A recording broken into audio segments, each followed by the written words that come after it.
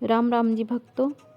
हर साल आश्विन माह में जीतिया पर्व, जिसे हम ज्यूत पुत्रिका या ज्यूतिया भी कहते हैं, बेहद उत्साह के साथ मनाया जाता है। इस दिन जीमूत वाहन की पूजा अर्चना करने का विधान है। धार्मिक मान्यता के अनुसार इस व्रत को करने से संतान से जुड़ी सभी तरह की परेशानियों से छुटकारा मिलता है और संतान को लंबी आयु का वरदान प्राप्त होता है। साथ ही संतान के जीवन में सुख समृद्धि बनी रहती है। हिंदू पंचांग के अनुसार इस बार ज्योतिया का व्रत 14 सितंबर को किया जाएगा।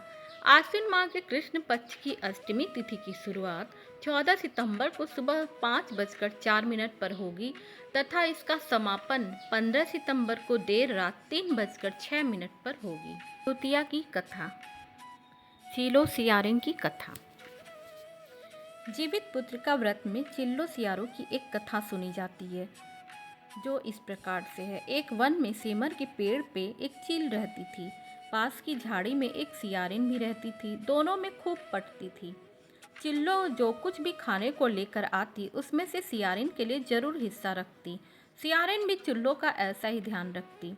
इस तरह दोनों के जीवन आनंद से कट रहे थे। एक बार वन के पास गांव में औरतें ज्योतिया के पूजा की तैयारी कर रही थी।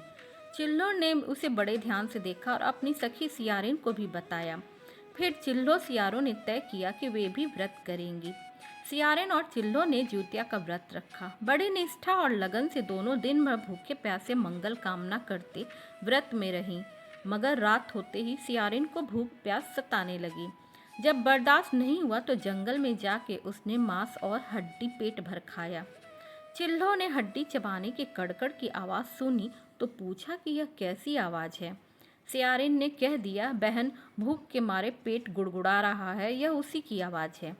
मगर चिल्लो को पता चल गया। उसने सियारिन को खूब लताड़ा कि जब व्रत नहीं हो सकता तो संकल्प क्यों किया। सियारिन शर्मा गई, पर व्रत भंग हो चुका था। चिल्लो रात भर भूखे प्यासे रहकर व्रत पूरा की। अगले जन्म में दोनों मनुष्य रूप में राजकुमारी बनकर सगी बहनें हुई। सियारिन बड़ी बहन हुई और उसकी शादी एक राजकुमार से हुई। चिल्लो छोटी बहन हुई, उसकी शादी उसी राज्य के मंत्री पुत्र से हुई। बाद में दोनों राजा और मंत्री बने। सियारिन के जो भी बच्चे होते वे मर जाते, जबकि चिल्लो के बच्चे स्वस्थ और हट्टे कट्टे रहते। इससे उसे जलन होती।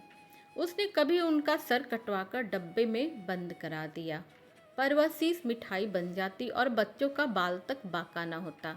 बार बार उसने अपने बहन के बच्चों और उसके पति को मारने का प्रयास भी किया, पर सफल न हुई। आखिरकार दया योग से उसे भूल का आभास हुआ। उसने क्षमा मांगी और बहन के बताने पर जीवित पुत्र का व्रत विधि विधान से किया तो उसके पुत्र भी जीवित रहने लगे।